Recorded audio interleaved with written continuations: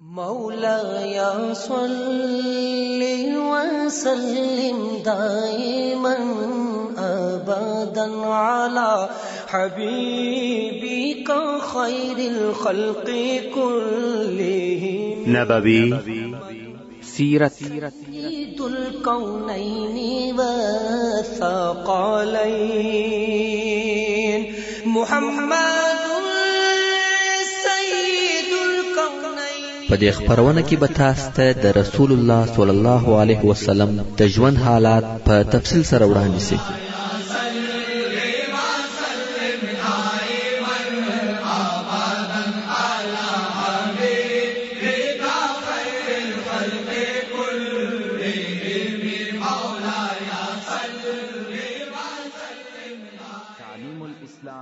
أعوذ بالله من الشيطان الرجيم.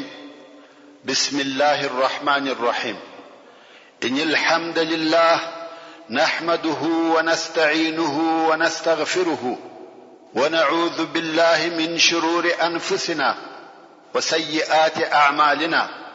من يهده الله فلا مضل له ومن يضلل فلا هادي له.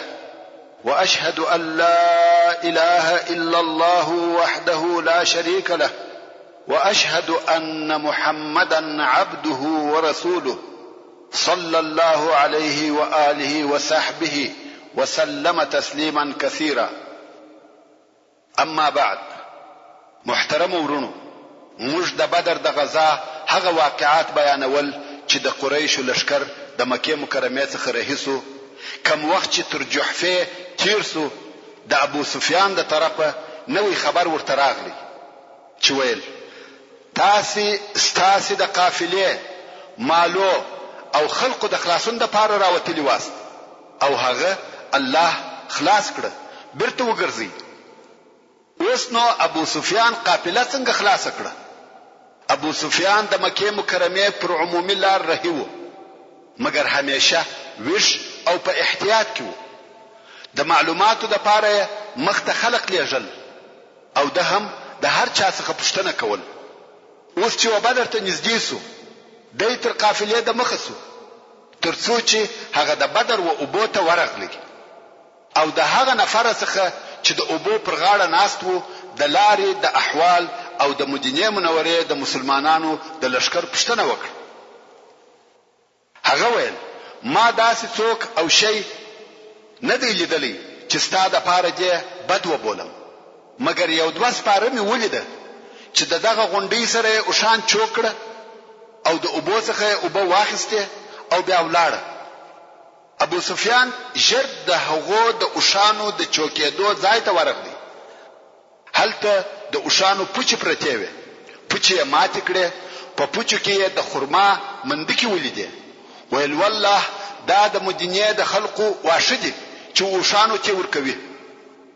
ابو سفیان پوسو چې دا خلق د مدینې منورې و، ځکه په عربو کې هیڅ او اوشانو ته خرما نور کول بیل مدینه منوره د خلقو څخه. دا ځکه چې په مدینه منوره کې خرما دونه ډیره و چې اوشانو ته به ورکول. ابو سفیان ډیر ژر وقافلې ته ځان ورساوه. قافله د عمومي لارې څخه هغه چې په بدر کې تیرېده واړول او د دریاب د غاړې و غربي طرف ته رهي کړه. د ابو سفیان په دغه کار او حرکت سره قافله د دې څخه خلاص شوه چې د مسلمانانو د لشکر په لاس دی ورسي او هغه حال د کفارو و لشکر ته ولېږي کم چې په جحفه کې و هغه ته ورسېدي چې ول قافله خلاص شوه او ستاسې وراتک ته ضرورت نشته.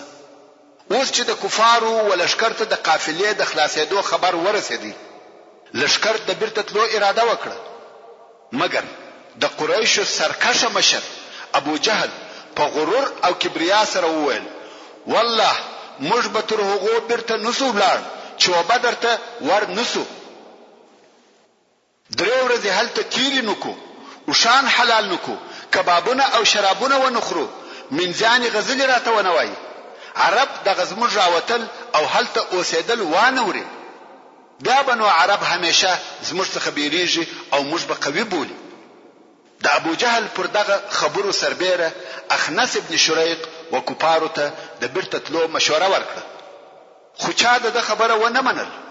نو په خپل اخنس ابن شریق او بنو زهره چې په دغه راوتلو کې د هغو رئیس وو د مکې مکرمه پر طرف رئیس وو.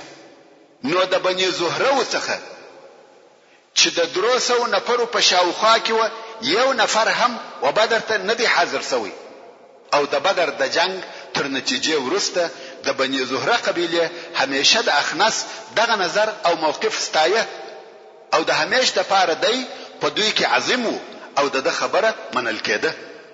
بنو هاشم هم غوښته چې مکه مکرمه ته ولاړ شي، خو ابو جهل ورته ټینګ شو، ویل ترڅو چې موږ ټول مکه مکرمه ته ځو په دغه قومي اتحاد کې زموږ څخه مجرا کېږي. خو بیا هم د بني هاشم کفار چې د رسول الله صلی الله علیه و آله وسلم نږدې قوم وو او د مالو د خلاصوالي لپاره راغلي و او اوس د مالو مسله پای ته ورسېده. که اوس پاتې سي او جنگ وکي نو جنگ به د رسول الله صلی الله علیه و آله وسلم سره وي چې هغه هم د بني هاشم څخه دی. نو د بني هاشم هم ډیر نفر و مکه مکرمه ته رهیس و، فقط څو نفر د ابو جهل په زور پاتې سو. د پاتې نفرو د جملې څخه یو هم عباس د رسول الله صلی الله علیه و آله وسلم اکاو. هغه هم د جنگ په شوق نه بلکې په دې سبب پاتې سو چې په آینده کې قریش پیغور ورنکي. اوس نو د بنو زهره تر رجوع وروسته د کفارو لشکر د 0 نفرو په شاوخوا کې وو چې د بدر پر طرف رهیسو، ترڅو چې نږدې و بدر ته د یوې غونډۍ تر شایه په هغه منطقه کې واړول چې عدوه القصوى ورته ویل کیږي. موږ تر اوسه د قافلې او د کفارو د لشکر بیان درته کاوه. اوس د مسلمانانو لشکر ته راسي. د مسلمانانو لشکر د بدر و طرف ته پلار کې په وادي زعفران کې وو چې د لشکر استخباراتو و رسول الله صلی الله علیه و آله وسلم ته د قافلې د تیرېدو او د قریشو د لشکر دراوتلو خبر راوړي. یا خدا خبر و رسول الله صلی الله علیه و آله وسلم ته د وحی په واسطه راغلی چې قافله تیرسوه او د قریشو لوی لشکر را رهیدي. رسول الله صلی الله علیه و آله وسلم ته پس له فکر کولو په دغه موضوع کې دا معلومه شو چې د یوې خونړۍ جګړې څخه بل چاره نشته. اوس باید خامخا داسې یو اقدام وسی چې په هغه کې د مسلمانانو شجاعت، جرأت او جسارت ښکاره شي. ورونو په دې کې هیڅ شک نشته که دغه د کفارو لشکر پرېښول سوی وای چې په دغه منطقه کې هغه د دوی د غوښتنې پر قسم شپې تیرې کړي، دا به د قریشو د عسکري موقف د لوړوالي سره کومک وای، د دوی سیاسي قدرت یې ورزیاتاوه او د مسلمانانو د هدف او مقصد ضعف او توهین وو چې په نتیجه کې شاید اسلامی حرکت یو بې روحه جسد پاتې سوی وای. او هر هغه څوک چې په دغه منطقه کې یې پر اسلام او مسلمانانو حقد او حسد درلودي هغه پر مسلمانانو جرأت او دلاوري پیدا کول. پر دې ټولو سربېره آیا یو چا د دې ضمانت کولای شوی چې د کفارو لشکر دی د دې څخه منع کی چې مدینه منورې ته دی پسې ورنسي او دغه جنگ دی د مدینه و قلاو ته ورنقل نکي او مسلمانان دی د خپل کورو په مابین کې ونه وژني؟ یا هیڅ کله دا کارونه لري او ناممکن نه و. کچيري د مسلمانانو د لشکر څخه یو څه پر شاتګ او سستی، جبن او بهیمتی سوي وای، د مسلمانانو پر هیبت او دبدبه به ډیر بد اثر کړی وای. د حالاتو د دغه یو دم او نابوبره خطرناک کېدو په سبب رسول الله صلی الله علیه و آله وسلم یو عسکري مشورتي فوق العاده مجلس جوړ کړ چې په هغه کې و دغه اوسنی او خطرناک وضع ته اشاره وکړه او د لشکر د قومندانانو او افراد څخه د رائے او نظر غوښتنه وکړه. د لشکر د قومندانانو او مشرانو څخه ابو بکر صدیق رضی الله تعالی عنہ ولاړ سو ویل یا رسول الله درځه دغه خپل راوتل پرکه او موږ ستامل ګریو. نور یې هم د همت او د رسول الله صلی الله علیه و آله وسلم د متابعت خبري وکړه او کښینسته. رسول الله صلی الله علیه و آله وسلم د خبرو په مقابل کې د خیر دعا ورته وکړه او بیا یې وویل اے خلکو مشوره راکړئ، دا وار عمر فاروق رضی الله تعالی عنہ ولاړ شو او د ابو بکر صدیق رضی الله تعالی عنہ په مثل خبرې وکړه. ودته هم رسول الله صلی الله علیه و آله وسلم د خیر دعا وکړه. عمر رضی الله تعالی عنہ هم کښینستی. بیا رسول الله صلی الله علیه و آله وسلم و فرمایل ای خلق مشوره راکړئ. دا ور مقداد ابن عمرو رضی الله تعالی عنہ ولاړ شو. هغه صحابي چې دغه قصې روایت کوي وایي د بدر په ورځ مې د مقداد څخه داسې خبرې واورېدې چې هغه خبرې د جنت په حورو او نعمتونو ورکو. مقداد رضی الله تعالی عنہ ولاړ شو او ویل یا رسول الله پر هغه لار او هغه کار درځه چې ستا رب په هغه امر کړی او موږ ستا سره یو. په والله موږ به تا ته داسې ونوایو لکه بني اسرائیل چې و موسی علیه السلام ته ویل چې ویل ته او ستا رب لاړ سي جنگ وکي او موږ دلته ناست یو. بلکې موږ مسلمانان وایو ته او ستا رب جنگ وکي او موږ هم ستاسو په ملګرتیا جنگ کوو. په والله یا رسول الله کته موږ د برک الغماد پر طرف رهي کې موږ به تر هغه ځایه په ټینګه در سره ملګری یو تر څو چې ته ورسېږې. اوس نو برک الغماد څه شي دی؟ د دې لپاره چې د مقداد رضی الله تعالی عنہ دغه خبرې په عظمت او لویوالي پوسو. برک الغماد په یمن کې د یو ځای نوم دی چې د مدینه منورې څخه تر هغه ځایه پورې 14 لوی او قوي قبیلې پرتې دي چې ټول هم د اسلام او مسلمانانو سرسخت دشمنان دي. نو مقداد رضی الله تعالی عنہ ویل دا نه چې ته موږ وایو جنگ ته بیايه او موږ در سره ځو، بلکې کوم 14 لوی او خطرناک جنگو ته رهي کې بیا هم موږ ستاسو سره یو نه در څخه جلا کیږو تر څو چې وبرک الغماد ته ورسېږي. رسول الله صلی الله علیه و آله وسلم د په خبرو خوشاله سو او دته هم د خیر دعا وکړه. مقداد کښینستی. بیا رسول الله صلی الله علیه و آله وسلم و فرمایل ای خلقو مشوره راکړئ. ورون رسول الله صلی الله علیه و آله وسلم ولی هر وار وایي مشوره راکړئ؟ ځکه دغه درې مشران چې خبرې وکړې د مهاجرینو څخه و. ابو بکر، عمر، مقداد رضی الله تعالی عنهم اجمعین ټول مهاجر دي او د مهاجرینو شمیر په لشکر کې کم و. د رسول الله صلی الله علیه و آله وسلم دا خوښه چې د انصارو نظر معلوم کړي ځکه د لشکر اکثریت دوی و او د جنگ درندوالي به هم د دوی پر اوجوي او هغه د عقبه بیعت چې د انصارو سره سوی وو هغه هم پر دوی دا نه لازمول چې تر مدینه منورې د باندې دي د رسول الله صلی الله علیه و آله وسلم د پاره وجنګیږي. ځکه هغه بیعت داسې وو چې رسول الله صلی الله علیه و آله وسلم مدینه منورې ته راسي دوی ساتنه او حفاظت پر غاړه اخلي او دا اول جنگ دی چې انصار په هغه کې ګډون او اشتراک کوي. نو ځکه بیا رسول الله صلی الله علیه و آله وسلم و فرمایل ای خلقو مشوره راکړئ او مقصد یې انصار و. د رسول الله صلی الله علیه و آله وسلم په دغه مقصد د انصار قومندان او د هغو د بیرغ اخیستونکي سعد ابن معاذ رضی الله تعالی عنہ پوسو او ویل یا رسول الله داسې معلومیږي لکه ستا چې په دغه پښتنه سره موږ انصار مقصد یو. رسول الله صلی الله علیه و آله وسلم و فرمایل هو یا سعد. سعد رضی الله تعالی عنہ ویل موږ پر تا ایمان راوړی دی او ستا تصدیق مو کړی دی او دا شاهدی ادا کوو هر هغه شی چې تا راوړی دی هغه حق دی او موږ پر دغه چې ستا اطاعت وکوو عهد او وعده در سره کړی دی. یا رسول الله د کوم شی اراده چې د کړی ده هغه عملی ک. قسم په هغه ذات چې ته په حق را لېږلی کته موږ و دغه دریاب ته په داخلي دو سره امر کې موږ بستا سره داخل سو او زموږ څخه به یو نفر نسی پاته. موږ هیڅ کله په دې نه ناراضه کیږو چې ته موږ زموږ د دشمن سره مخامخ کې. موږ په جنگ کې صابر یو، د دشمن سره په مخامخ کېدو کې صادق یو او شاید الله عزوجل زموږ څخه داسې کارونه د ښکارا کې چې په هغه سره ستا سترګې خېږي. موږ د الله عزوجل په برکت رهیکه. سعد رضی الله تعالی عنہ ډېر خبرې وکړې چې مقصد او نتیجه دا و چې موږ ستا انصار ستا د اوامرو اطاعت داسې کوو لکه مهاجرین چې کوي. رسول الله صلی الله علیه و آله وسلم د سعد رضی الله تعالی عنہ په خبرو ډیر خوشاله سو او وی فرمایل زیری در کوم چې الله عز وجل په یو دغه دوه شیانو وعده را سره کړی ده، یا قافله یا لشکر.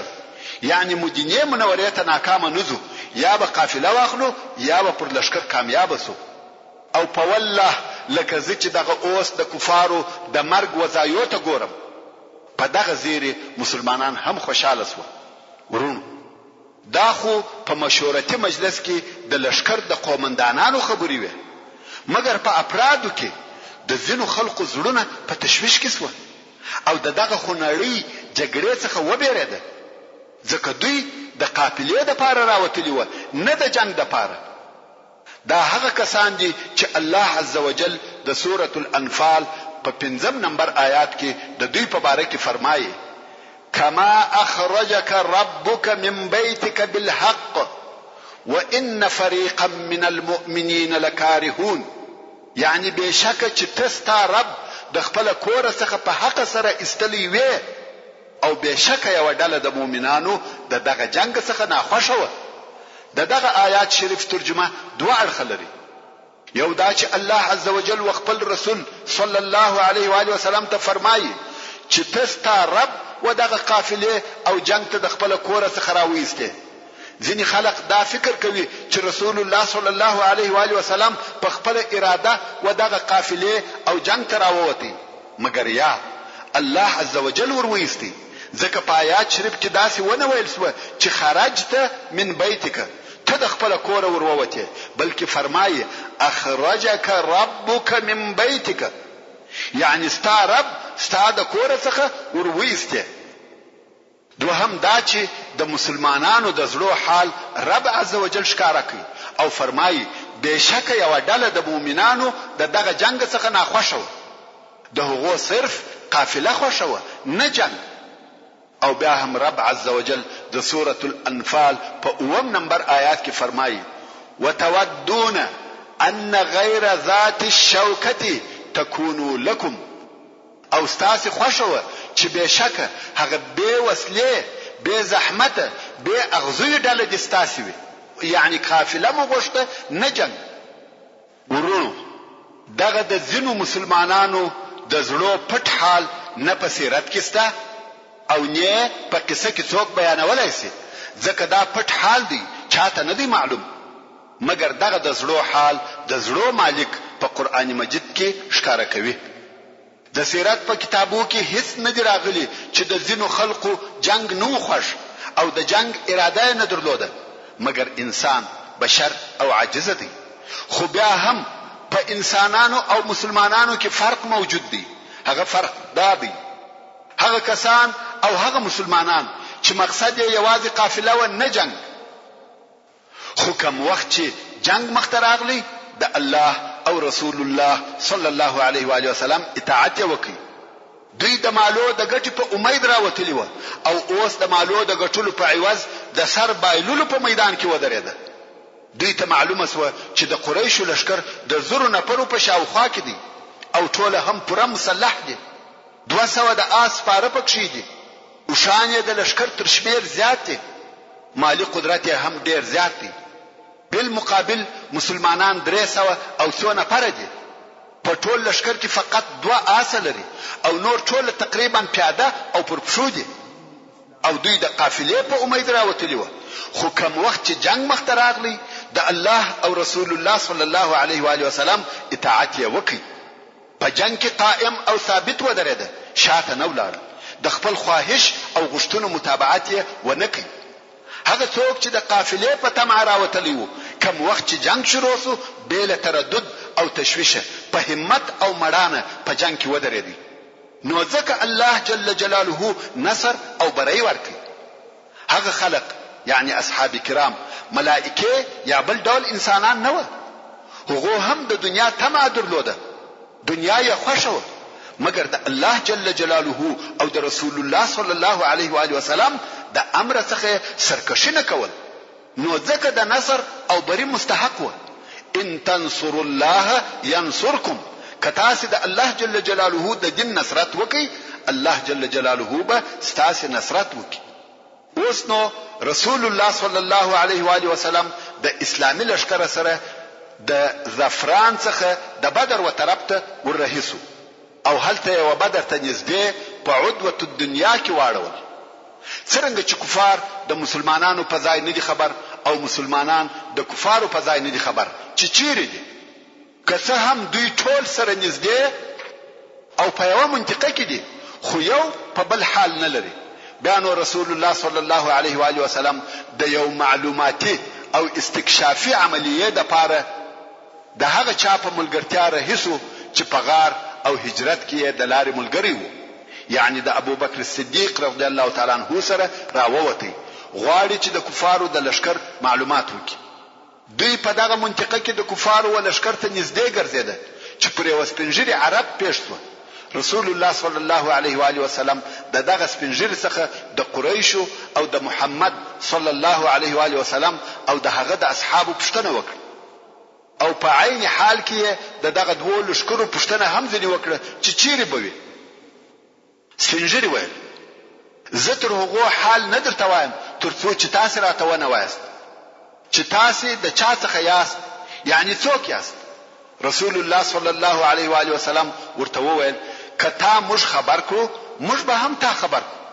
سپینږیري ویل یعنی دغه په دغه دی، یعنی خبر په خبر دی. رسول الله صلی الله علیه و آله وسلم و فرمایل هو. سپینږیري ویل خبر کړه سوم یا راته وویل سو چې محمد او ملګری په پلانې ورځ راوتلی دي، نو که هغه چا رښتیا راته ویلي وي چې دا خبره راته ویلې دي نو به دوی نن ورځ پر پلانې ځای وي هغه ځای وریاد کی چې مسلمانانو اړولي و او راته وویل سو چې قریش په پلانې ورځ راوتلی دي، نو که هغه سړي رښتیا راته ویلي وي نو قریش نن په پلانې ځای کې دي. بیا یې هم د هغه ځای وریاد کی چې واقعا قریش حالت اړولي و. سپینږیري چې خپل خبر ووایه ویل نو تاسو د چا څخه یاست؟ رسول الله صلی الله علیه و آله وسلم و فرمایل موږ د ابو څخه یو او ځینې رهیسو. او سپینږیري د ځان سره وایي د کوم ابو څخه بوي؟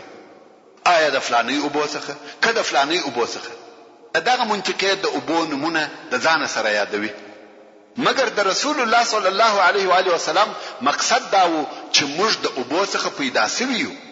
دته په عربي کې توریه ویل کیږي چې ستا مقصد یو شی وي او مخاطب یا مقابل نفر ته بل شی په خیال ورکړي او دا توریه په جنگو کې جائزه او روا ده. رسول الله صلی الله علیه و آله وسلم خلاف ونه ویل، صرف د یو مقصد وو او د سړي په خیال بل شی ورغلی.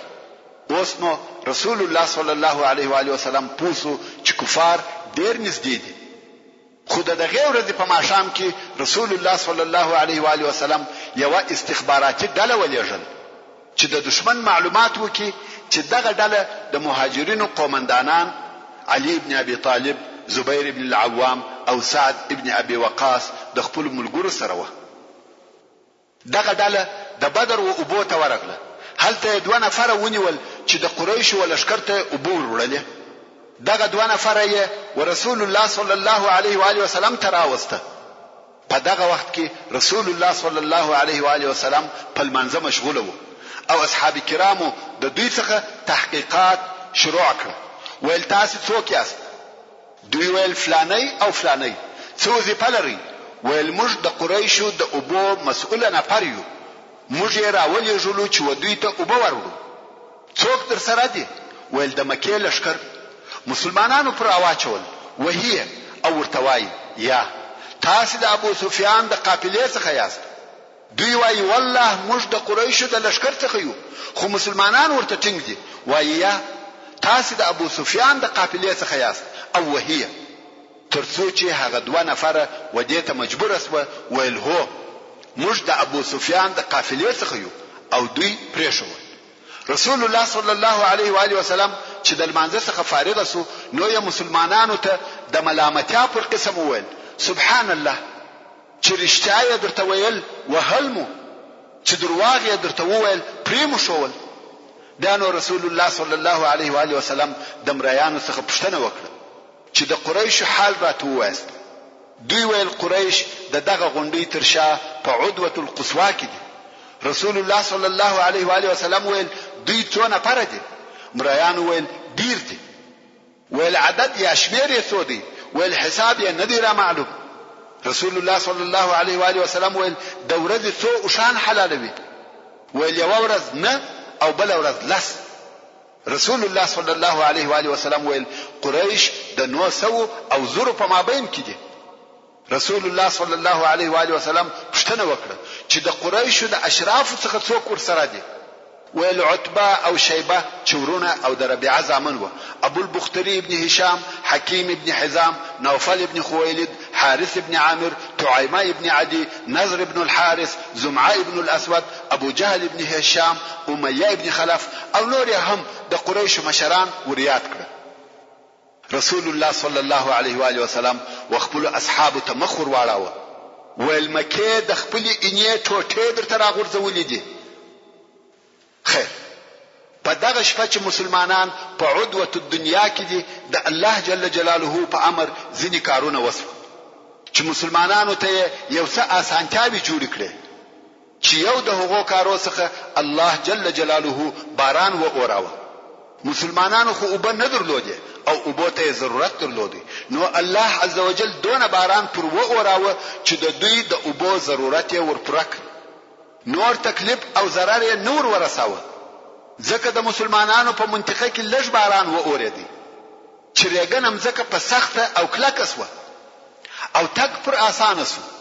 خو دغه باران د مشرکانو په منطقه کې ډیر شدید باران چې مشرکان یې د پرمختګ څخه منع کړ. کفار تر میدان جنگ پورې په خټو کې ولاړ چې په خټو کې تک کول سخت او مشکل دي او سړی ستړی کوي.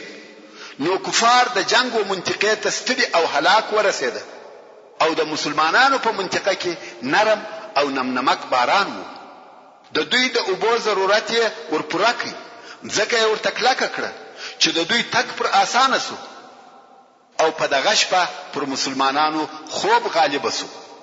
په دغه شپه ټول بیده سوه. دا هم په دې سبب چې مسلمانان هوساس.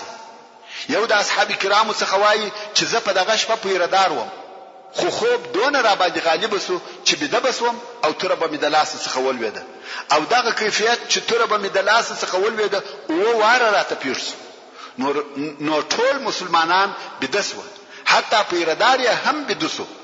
الله عز وجل د مسلمانانو د دغه شپې کیفیت د سورة الانفال په 11 نمبر آیات کې بیانوي او فرمایي: اذ يغشيكم النعاس امنة منه وينزل عليكم من السماء ماء ليطهركم به ويذهب عنكم رجز الشيطان وليربط على قلوبكم ويثبت به الاقدام.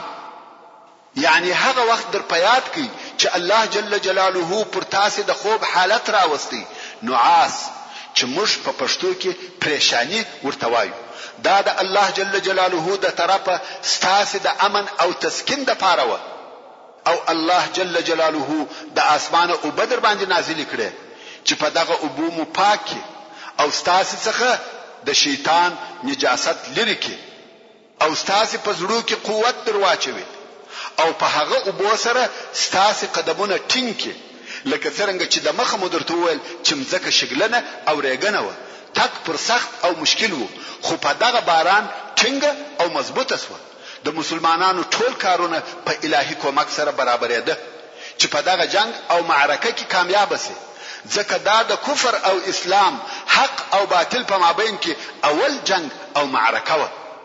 په دغه شپه کې رسول الله صلی الله علیه و آله وسلم د مسلمانانو لشکر رهي کړ چې تر مشرکانو د مخه د بدر و اوبوته ورسیږي او کفار دې ته نه پریږدي چې دغه اوبه په خپل تصرف کې راولي. نو یې په تیر ماخستان کې د بدر د هغه نږدې اوبو سره واړو. حباب ابن منذر رضی الله تعالی عنه عسکري مشاور غوندي ودرېدی او ویل: یا رسول الله، دا چې تا دلته واړول الله عز وجل امر کړی چې دلته واړو، موږ دا حق نه لرو چې مخ یا شاته ولاړ سو، او کدا جنگ دی دلته چم حیله او فکر پکار دی. رسول الله صلی الله علیه و آله وسلم و فرمایل: دا جنگ دی دلته حیله او فکر پکار دی.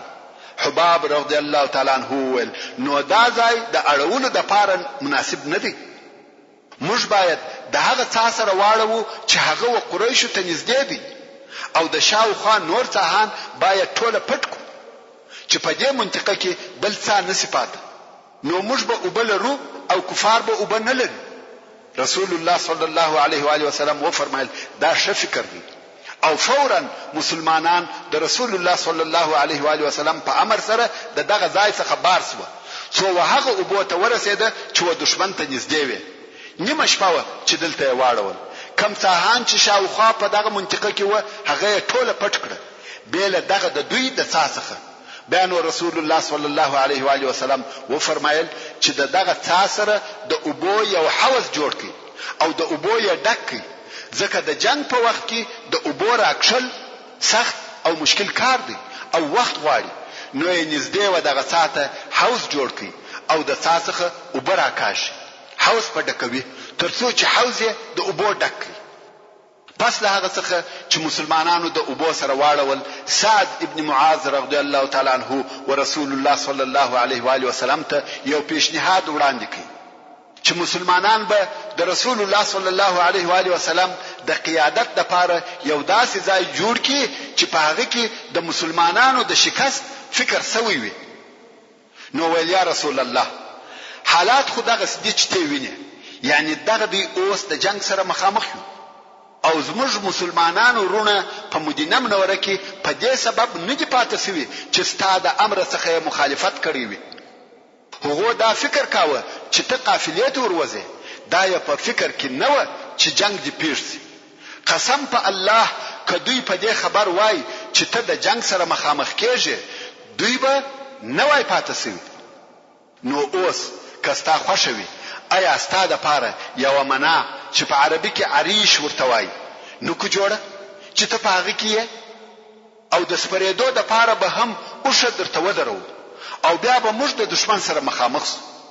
که موږ په جنگ کې کامیاب سو دا هغه شی دی چې موږ په خوشاله کیږو او که حالات د دغه څخه مخالف و یعنی د شکست حالت و پر اوښ به سپور سي د هغه قوم سره به یو ځای سي چې زموږ تر شا پاته سوی دی.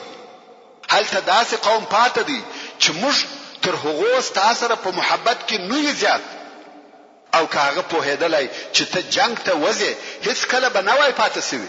نو الله عز وجل به تا په هغو سره وساتي او ستا په ملګرتیا به جهاد در سره کوي. ورونو د مسلمانانو سره ځکه دا فکر ورسره وو چې دوی اصلا د جنگ دپاره نه و راوتلي. د دوی او د دوی د دشمن په مابین کې د شمیر او اسلحې په لحاظ ډېر فرق موجود وو.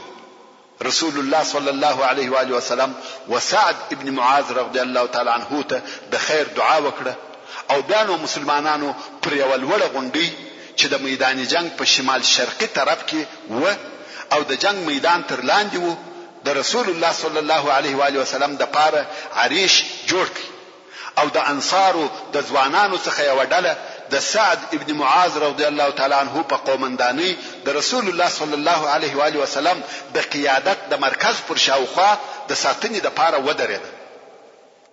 بیا نو رسول الله صلی الله علیه و آله وسلم خپل لشکر د جنگ لپاره جوړ او آماده کړ.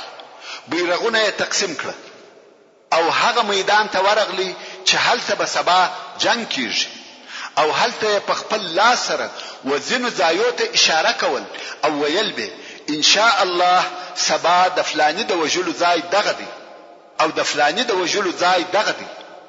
او بیا رسول الله صلی الله علیه و آله وسلم د یوې درختې د تنې سره شپه په لمانځه تېره کړه او مسلمانانو هم شپه په آرامه چې زړونه یې د اطمینانه ډک وه تېره کړه. ځانونه یې یو څه هوسا کړه او دا یې امید وو چې په سهار کې به د خپل رب د طرفه د خوشحالۍ زیری په خپلو سترګو ویني.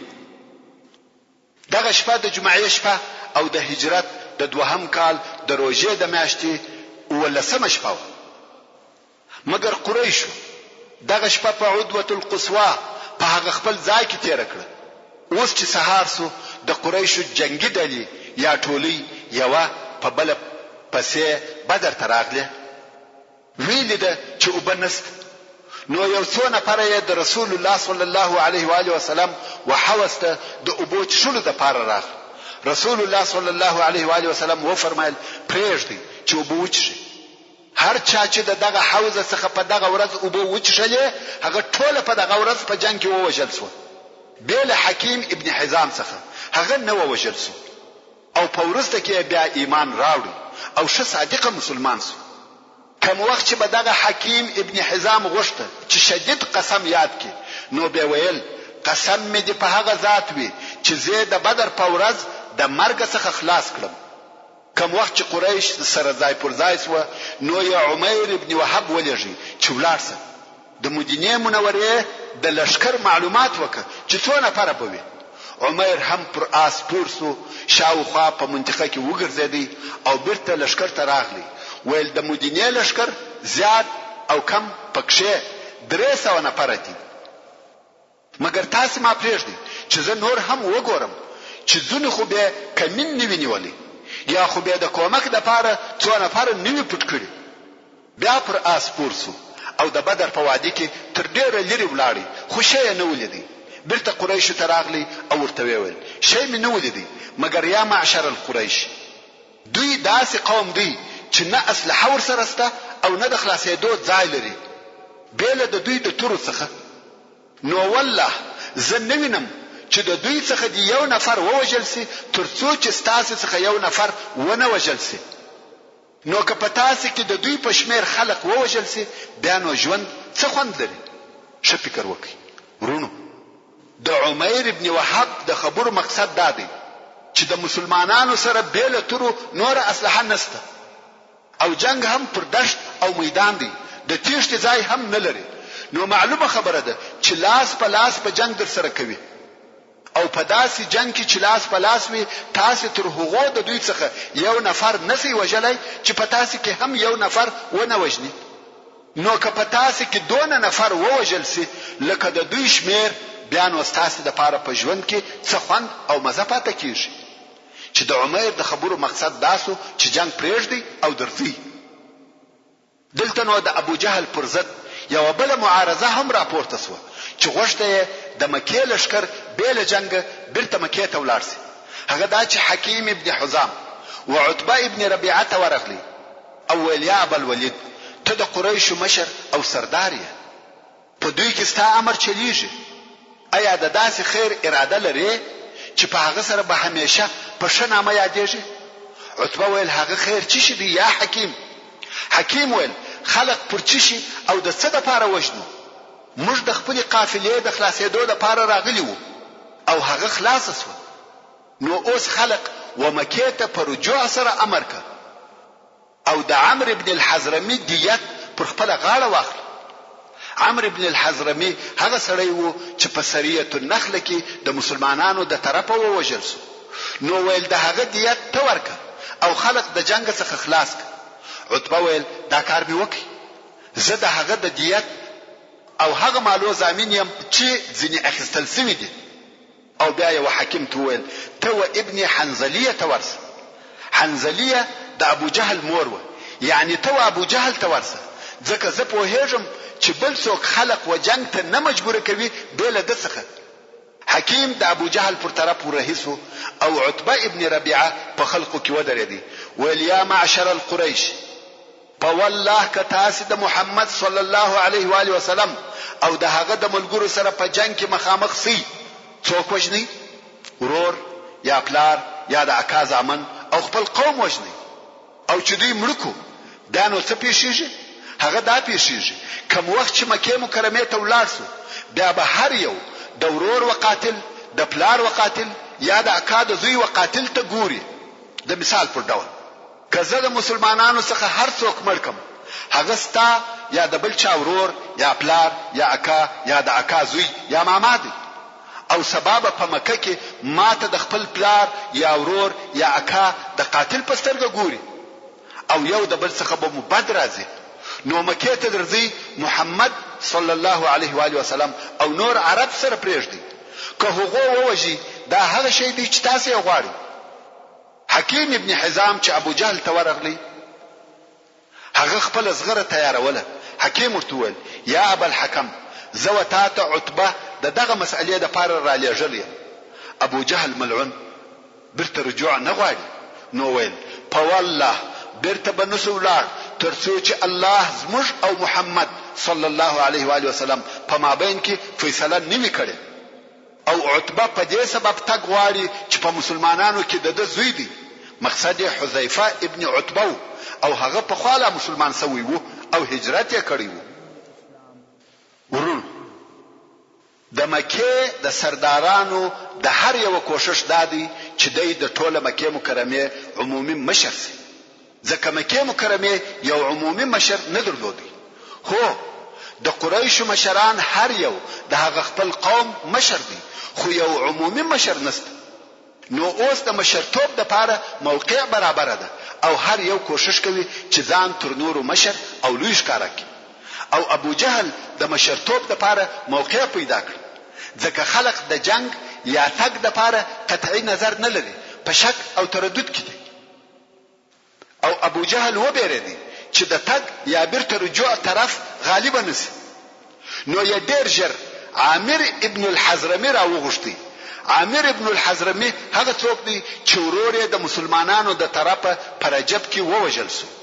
یعنی عامر د هغه عمرو ابن الحزرمي ورور وو چې د عبد الله ابن جحش د سریه د طرفه تر دغه غزا د مخه د رجب په میاشت کې وجل سوی وو.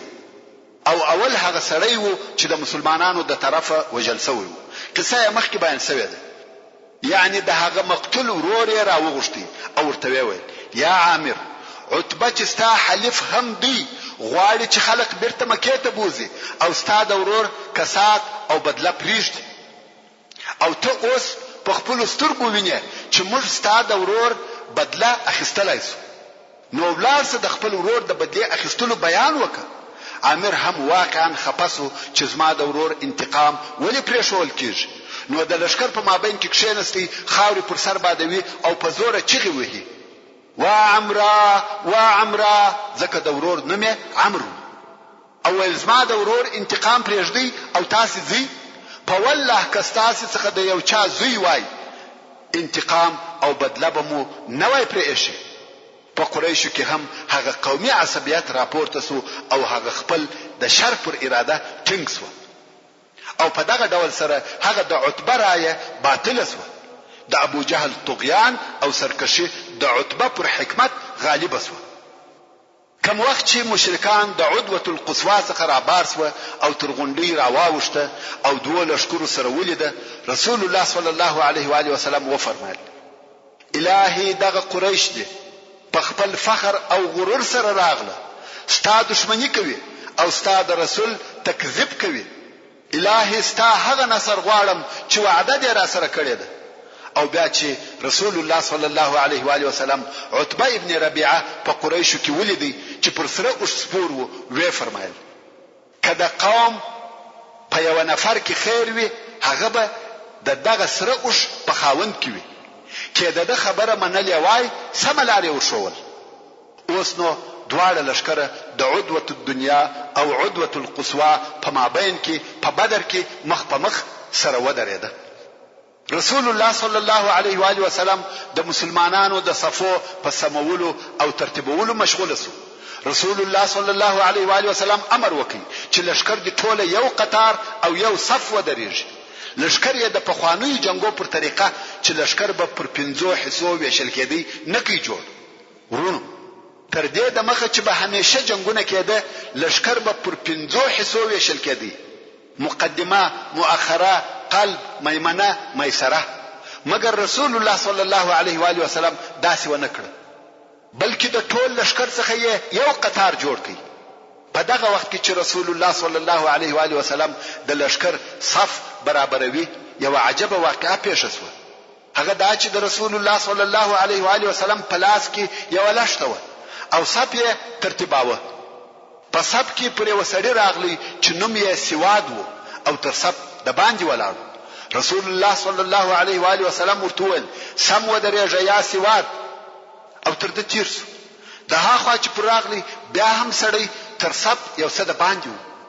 نو رسول الله صلی الله علیه و آله وسلم هغه سړی پر نس پلشته ووهه او ویل په سب کې ودرېږه یا سواد. سړی عجبه خبره وکړه، ویل یا رسول الله خوش دې کړم او زه قصاص غواړم، یعنی خپله بدله غواړم، لکه څرنګه چې تا ووهلم غواړم چې زه دې هم ووهم. ورونو لښته کوچنۍ وه او په زور یې هم نه دی وهلی، په کراره سره یې پر دانس ووهه. خدای وای خوش دې کړم، خپله بدله او قصاص غواړم. نور صحابه کرام ورته وایي سړی ته څه وایې؟ دا رسول الله دی. سړی وایي هو دا منم، خدا د اسما حق دی، خوش یې کړم بدله غواړم. رسول الله صلی الله علیه و آله وسلم وفرمایل هو دا د حق دی. لښته یې ورکړه او نس مبارک یې ورته لڅ کړ، ځکه د هغه سړي نس لڅ و. سړی ور وغورځېدی او د رسول الله صلی الله علیه و آله وسلم مبارک نس یې مچ کړ. رسول الله صلی الله علیه و آله وسلم په تعجب کې سو او ویل یا سواد دا څه کار و چې تا وکړ؟ سړی ویل یا رسول الله دا حال خو ته وینې، یعنی جنگ تیار دی او امکان لري چې دغه اوس ووژل سم، نو ما دا اراده وکړه چې آخري کار مې ستا سره وي، چې زما پوست ستا د پوست سره وموښلي. رسول الله صلی الله علیه و آله وسلم د خیر دعا ورته وکړه.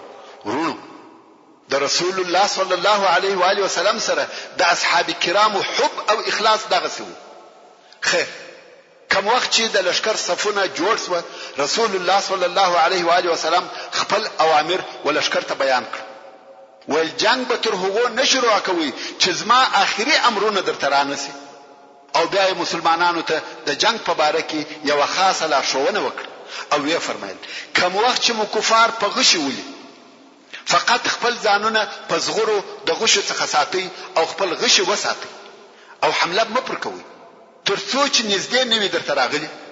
محترم ورونو، زموږ د بحث پاتې حسابه ان شاء الله تعالی پراتونکي کې واوري. سبحان ربك رب العزة عما يصفون وسلام على المرسلين والحمد لله رب العالمين. تعلیم الاسلام رادیو